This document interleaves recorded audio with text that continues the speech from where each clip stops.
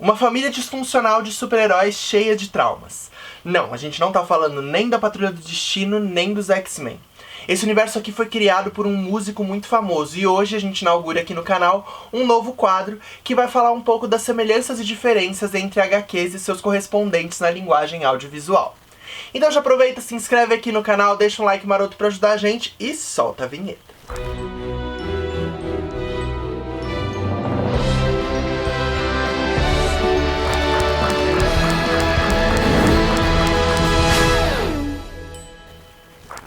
Fala peixinhos de toda a internet, sejam bem-vindos a mais um HQ. Eu sou o Sérgio e hoje falaremos sobre Umbrella Academy, tanto as HQs Suíte do Apocalipse, Dallas, do Gerard Way e do Gabriel Bá, quanto a série da Netflix. Nesse quadro novo, o Adapta Q, a análise vai ser um pouquinho diferente, então a gente não vai ter o gráfico de riscos, mas vamos listar algumas das principais semelhanças e diferenças entre as duas obras. Em um mesmo dia, várias crianças ao redor do mundo nasceram ao mesmo tempo de mães que simplesmente não estavam grávidas quando aquele dia começou. Surge então um milionário excêntrico chamado Reginald Hargreaves, que adota 7 dessas crianças e inicia o que ele chama de Umbrella Academy, um grupo de super-heróis mirins com o intuito de salvar o mundo. Nas HQs a gente acompanha mais essas aventuras desses heróis mirins, né? Iniciando a história já com uma missão deles em Paris, em que eles enfrentam um robô zumbi do Gustave Eiffel e descobrem que a Torre Eiffel, na verdade, é um foguete. Pois é, já dá pra perceber aqui que o autor trabalha bastante com o nonsense e com o absurdo nesse título. Bom, a primeira coisa que eu acho legal de deixar bem nítida aqui é que o audiovisual e os quadrinhos, embora sejam linguagens e mídias que flertem muito uma com a outra, também são muito diferentes. Então muita coisa precisa ser modificada e adaptada quando você vai transpor essas obras para outras mídias, né? Que isso também é um modo de tentar transpor para essa nova mídia a experiência que o público teve com a obra original. No caso do Umbrella Academy, a minha sensação é que os objetivos dos criadores é um pouco diferente nessas duas mídias. A série da Netflix lançou em fevereiro de 2019 e nela eles mesclam alguns dos acontecimentos de duas das HQs do Umbrella Academy, que são o Suíte do Apocalipse e o Dallas. A terceira história do Umbrella Academy, que é o Hotel Oblivion, começou a ser publicada só em outubro de 2018. Então, como ela foi lançada perto da estreia da série e junto com a série também, eu imagino que os acontecimentos dela não tenham influenciado nos roteiros, né? Mas eu não li essa HQ, então eu não posso afirmar com certeza. Suíte do Apocalipse é uma HQ lançada em 2007, com o roteiro do Gerard Way, o vocalista do My Chemical Romance, e com a arte do brasileiro Gabriel Bá. É uma HQ muito bacana pra quem nunca leu quadrinhos, né? Inclusive ela foi porta de entrada pra muita gente na época, porque muitos fãs do My Chemical Romance, por exemplo, começaram a ler quadrinhos pra acompanhar o trabalho do Gerard aqui. Mas pra mim, por exemplo, não é um título que me empolga tanto. Porque a minha sensação aqui é que o foco tá bem mais na ação e nesse design descolado dos personagens, não tanto na relação entre esses personagens e na narrativa em si. Essa questão desses traumas, dessa família disfuncional, eu acho que ela dá um caldo muito legal pra discutir uma série de coisas. Mas aqui é tudo bem rasinho, então eu acho que se você for atrás de títulos como o Patrulha do Destino ou os próprios X-Men, você vai ver isso um pouco melhor desenvolvido, né? Dependendo, é claro, de qual história que você vai ler de algum desses títulos. Os vilões são bem aqueles estereótipos de forças do mal que querem controlar a raça humana, destruir a humanidade, etc. E a gente acaba entendendo pouco de cada um desses personagens. Os próprios superpoderes de cada membro da Umbrella Academy eu demorei um pouco pra entender direito na HQ. É uma HQ que me parece ser voltada bem pra esse público mais jovem e ela não se propõe mesmo a entregar algo além de um bom entretenimento. E isso é uma questão de objetivo mesmo. Que eu vejo algumas pessoas falando, é porque na HQ não dá pra se aprofundar em certas coisas, não dá pra desenvolver a história. Só que, vamos lá, a gente tem quase 50 resenhas aqui no canal em que a gente mostra que na linguagem dos quadrinhos dá sim pra você trabalhar uma série de coisas e questões através de muitos aspectos, além até da palavra falada, né? Muito da narrativa visual, das sutilezas, pode ser colocado pra verticalizar personagens. Então justamente me parece que esse não é o objetivo dos criadores na HQ. Se eu pudesse definir essa HQ, eu diria que ela tem uma cara muito forte de videoclipe. Porque o apelo visual é muito grande, embora eu não seja tão fã da arte do Gabriel Bá aqui. E você vai sendo conduzido a uma série de ações e movimentos intensos ao longo das páginas, não tendo muito tempo pra respiro ou pra um diálogo mais sutil, por exemplo. Já na série, Bem, a série me interessa bem mais. Eu fiquei muito passado quando eu assisti, porque tudo que é meio que só esboçado ou deixado de lado na HQ é verticalizado de uma maneira muito interessante no seriado. Daqui pra frente a gente vai ter uma série de spoilers da série, então se você ainda não assistiu Umbrella Academy, liga pra spoilers, pare por aqui. Bom, a relação familiar ela é muito mais trabalhada no seriado, né? A gente consegue entender um pouco melhor os diversos traumas que essas relações passaram e ver também nesses personagens a tentativa de talvez tentar reatar esses laços. Bom, a primeira diferença entre a série e a HQ é que na série a gente vê bem menos dessas aventuras deles quando crianças. O foco tá bem mais nas relações dessas personagens hoje em dia, que elas são adultas. Então tem poucas cenas delas crianças ou em batalha quando pequenos, se você for comparar com as cenas deles mais velhos. Além disso, na HQ eles são bem cada um por si, a gente não percebe muito essas tentativas reais deles reatarem laços, deles, de alguma forma, curarem esses traumas. Me chama muita atenção na HQ a falta de diversidade nas personagens. Vamos lá, ao redor do mundo inteiro nasceram essas crianças que o Hargreaves adotou. E todas são brancas? Na série a gente ainda tem a Rumor, que não é branca, o Diego, que é latino. Então mesmo não sendo um grande ícone de representatividade, já tá bem melhor que a HQ. Outra baita diferença, a construção da personagem da Vanya, né, a número 7, que é vivida pela Ellen Page na série.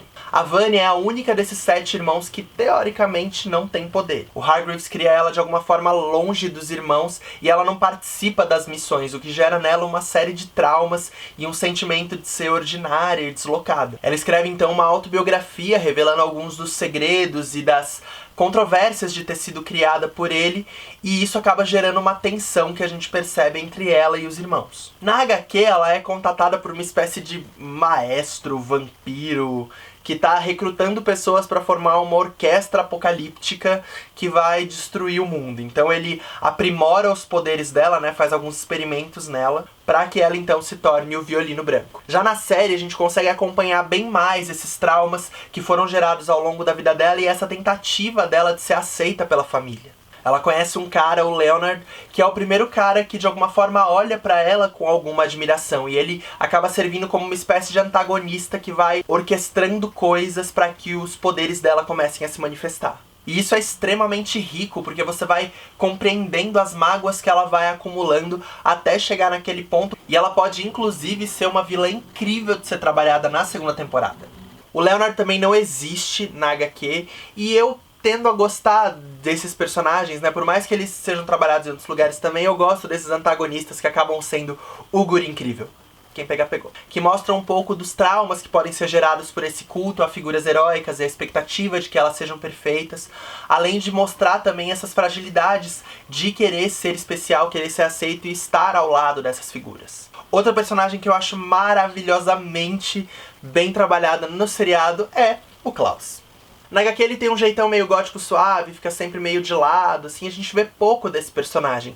Mas na série eu acho que é um personagem que realmente brilha. Algumas pessoas criticam essa personagem, acham ele caricato demais, usado muito como alívio cômico, mas eu acho muito bonito como a série evidencia que isso tudo é uma máscara que ele veste. O poder dele é se comunicar com os mortos, e você vê que na infância ele passou por diversas experiências feitas pelo Hargreaves que traumatizaram ele profundamente, inclusive ele fica dependente químico para tentar bloquear esse poder. E eu discordo que ele seja usado só como alívio cômico, porque a gente percebe que isso na verdade é uma tentativa dele de escape, é uma tentativa dele mascarar toda essa angústia que ele sente. Além disso, eu acho maravilhoso como a não heterossexualidade dele é naturalizada. E eu acho lindo o modo como trabalham o romance que ele vive. O que nos leva à próxima diferença entre a HQ e a série. Na HQ Dallas existe um momento em que o Klaus, o Space Boy e o Diego voltam no tempo e vão pra Guerra do Vietnã, vivem a Guerra do Vietnã. Só que, pelo que a gente vê, eles vivem a guerra de uma forma meio heróica e badass. Na série, o Klaus acidentalmente retorna pro período da guerra e vive traumas horríveis naquele campo de batalha. Ele se apaixona por um soldado que retribui o amor dele e perde o seu amor no campo de batalha. Então quando ele retorna pro presente, ele tem uma postura completamente diferente. Ele também na série tá sempre acompanhado pelo Ben, que é o irmão deles que faleceu em circunstâncias que não ficam muito bem especificadas. O que não acontece na HQ, em que o Ben, depois que morre, não aparece mais. Então isso é uma exclusividade da série. O que é interessante também nessa questão da diversidade entre os personagens da Umbrella Academy, porque pelo menos na série ele é vivido por um ator de traços orientais. O Space Boy na HQ teve a sua cabeça implantada no corpo de um gorila. Na série ele tem o corpo dele sim, modificado geneticamente, mas não me parece ser o corpo de um animal em específico, né? Só um corpo muito maior e peludo. E eu adoro na série como ele quer o tempo inteiro assumir esse papel do homem branco hétero líder. Eu peguei um ranço gigantesco desse personagem e eu acho que isso é muito mérito de como o roteiro amarra os acontecimentos.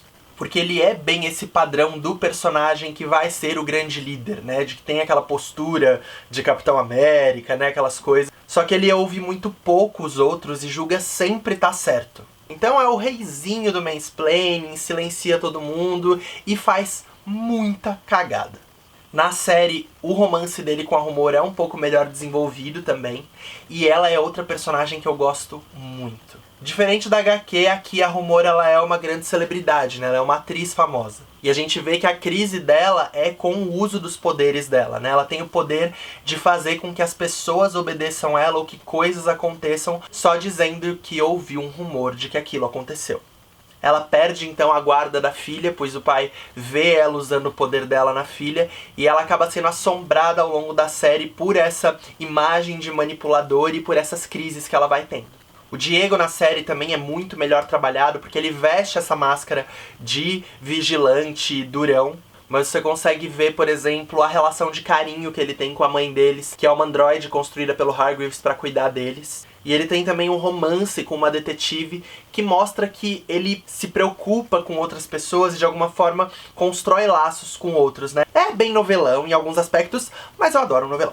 Já o número 5 é um personagem que não tem mudanças tão expressivas. O poder dele é de se teletransportar e ele consegue se deslocar tanto pelo espaço quanto pelo tempo. E um dia ele se teletransporta para um futuro do qual ele não consegue mais retornar. Ele chega em um momento em que o mundo foi completamente destruído e todas as pessoas estão mortas. Na série, depois de algum tempo vagando por esse mundo, ele encontra uma mulher e ela diz querer contratá-lo. Ela faz parte de um grupo, tem como missão garantir que a linha do tempo transcorra naturalmente, que todos os acontecimentos aconteçam como eles têm que acontecer e culminem naquele momento de grande destruição. Na HQ, esse líder, na verdade, é o que parece ser um peixe num corpo ciborgue humano. E eles fazem algumas modificações genéticas no número 5, que eu não lembro se isso fica tão especificado na série, né? Na HQ, ele recebe o DNA de vários serial killers e assassinos famosos da história da humanidade, que acaba aprimorando também ele, mas que eu lembro na série ele só recebe um super treinamento entre esses agentes. Então depois de muito tempo e ao conseguir os recursos necessários,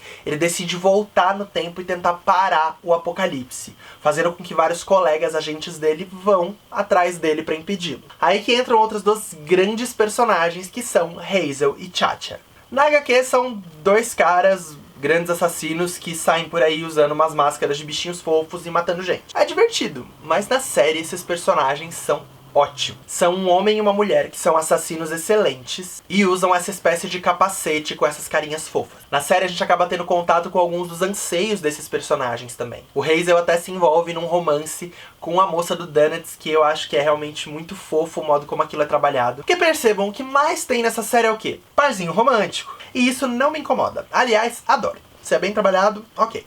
Logo no início da HQ a gente também já descobre que o Hargreaves é um alienígena. Na série tem alguns poucos indícios disso, mas não fica muito evidente se eles vão querer se aprofundar e trabalhar isso na próxima temporada. Essa semana a Netflix divulgou um teaser trailer e a gente descobriu que a segunda temporada chega no dia 31 de julho.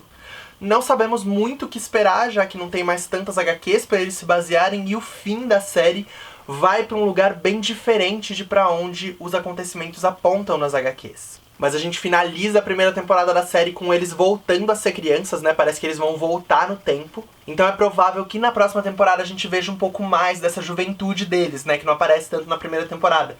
Então quem sabe a gente não vê a loucura da Torre Eiffel e as outras batalhas que aparecem na HQ também. Ou não.